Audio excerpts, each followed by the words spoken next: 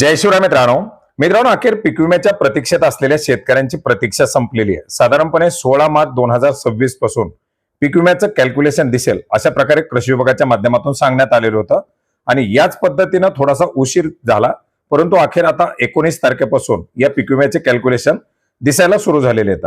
काही भागामध्ये कॅल्क्युलेशन 0 दाखवते, काही भागामध्ये कॅल्क्युलेशनच्या रकमा दाखवायला सुरू झालेले आहे। याच्यामध्ये मूग असेल, मका असेल, उडीद असेल, सोयाबीन असेल किंवा इतर पिकं असतील, या पिकांचं कॅल्क्युलेशन सध्या दाखवत आहे। याच्यामध्ये तूर आणि कापूस याचं मात्र तुम्हाला अवेटेड दाखवणार आहे, कारण त्याच्यासाठी थोडासा कालावधी आणखीन जाणार आहे।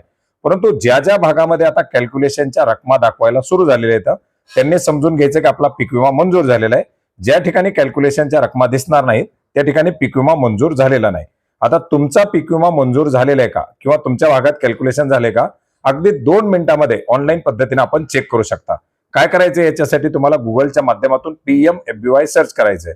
PMFBY सर्च केल्यानंतर आपण यापूर्वी सुद्धा पाहिले पॉलिसीची स्थिती वेगळ्या पद्धतीने पाहू शकता आणि तुम्हाला इथं फार्मर लॉग इन मधून सुद्धा तुमची स्थिती पाहता येणार आहे।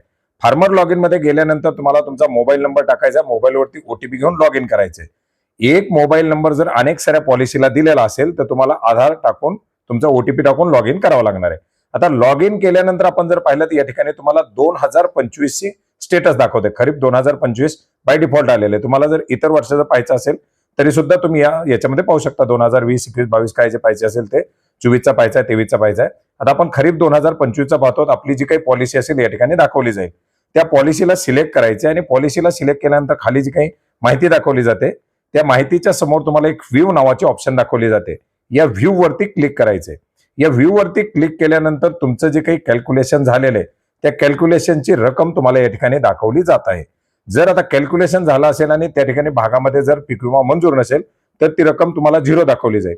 जर एखाद्या भागामध्ये एखाद्या पिकाचं कॅल्क्युलेशन झालेलं नसेल तर कॅल्क्युलेशन अवेटेड दाखवलं जाईल आणि ज्या भागामध्ये पीक विम्याची रक्कम मंजूर झालेली आहे त्या भागामध्ये पीक विमा मंजूर दाखवला जाणार आहे। मी यापूर्वी सुद्धा सांगितलं आणि आजही परत सांगतो, याच्यामध्ये नांदेड असेल, तुमचं अमरावती असेल, यवतमाळ किंवा धाराशिव, सोलापूर, अहिल्यानगर, बीड असे जे काही जास्त नुकसान झालेले जिल्हे आहेत या जिल्ह्यामध्ये कंपल्सरी पीक विमा दिला जाईल या शक्यता आहे। इतर जिल्ह्यामध्ये काही महसूल मंडळामध्ये काही महसूल मंडळांना मिळणार नाही। यापूर्वी सुद्धा आपण 282 तालुक्याची यादी पाहिलेली आहे। त्या तालुक्यातील शेतकऱ्यांना जास्त पीक विमा मिळण्याचे चान्सेस आहेत। तर आपला पीक विमा मंजूर झालेला आहे, त्याची स्टेटस दाखवायला सुरू झालेली आहे। आपण सुद्धा आपल्या पॉलिसीची स्थिती अगदी 2 मिनिटांमध्ये ऑनलाईन पद्धतीने पाहू शकता। धन्यवाद।